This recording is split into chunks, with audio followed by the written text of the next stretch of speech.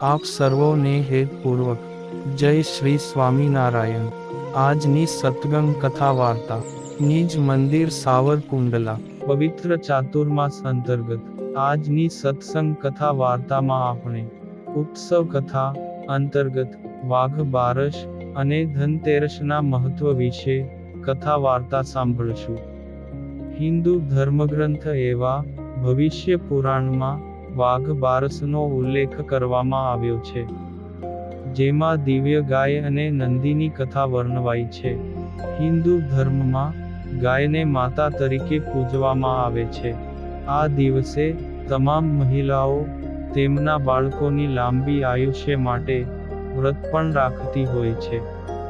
અમુક માન્યતા મુજબ જો કોઈ સંતાનહીન મહિલા ભક્તિપૂર્વક આ વ્રત રાખે તો તેને જલ્દી સંતાન સુખની પ્રાપ્તિ થાય છે। આ દિવસને ગૌવત્સ દ્વાદશી તરીકે પણ ઓળખવામાં આવે છે। આ દિવસે ભગવાન દત્તાત્રેયના અવતાર એવા વલ્લભની પૂજા કરવામાં આવે છે।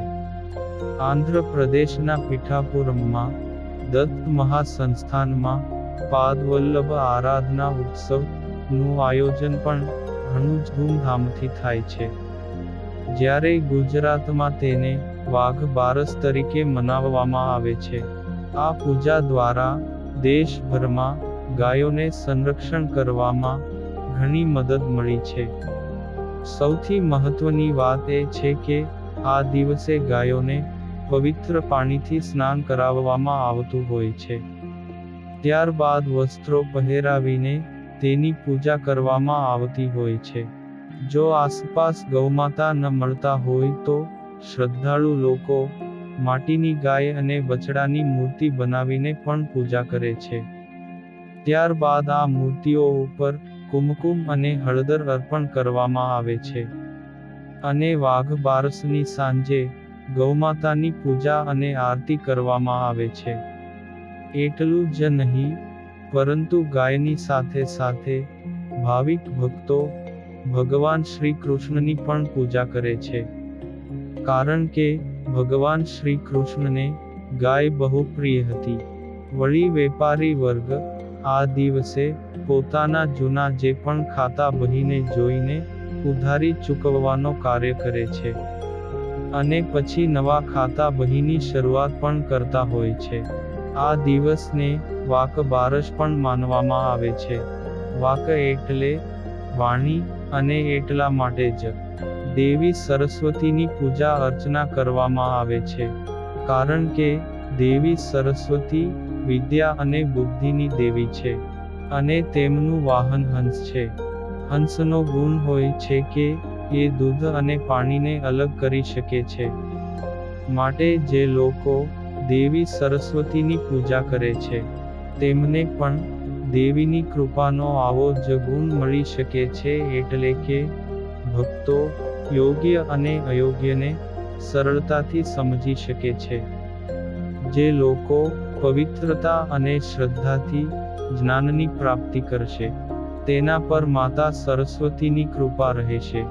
માતા સરસ્વતીની પૂજા ઉપાસનાનું ફળ જ આપણા અંતઃકરણમાં વિવેક સ્વરૂપે પ્રકાશિત થાય છે। વળી હંસના આ ગુણને આપણે જીવનમાં અપનાવી લઈએ તો ક્યારેય અસફળ થઈ શકીએ નહીં। સાચી વિદ્યા તો એ જ છે જેનાથી આધ્યાત્મિક શાંતિ પ્રાપ્ત થાય, અને એવું માનવામાં આવે છે કે ભગવાન ધન્વંતરી અશ્વિન માસના અંધારા પખવાડિયાના તેરસના દિવસે પ્રગટ થયા હતા, એટલે જ આ દિવસ ધનતેરસ તરીકે ઉજવવામાં આવે છે।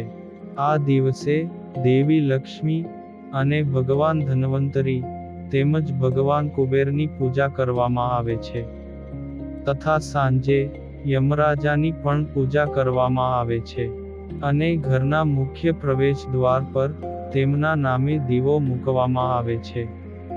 ધનતેરસ પર નવા વાસણો અને સોના ચાંદીના સિક્કા ખરીદવાનો પણ રિવાજ છે।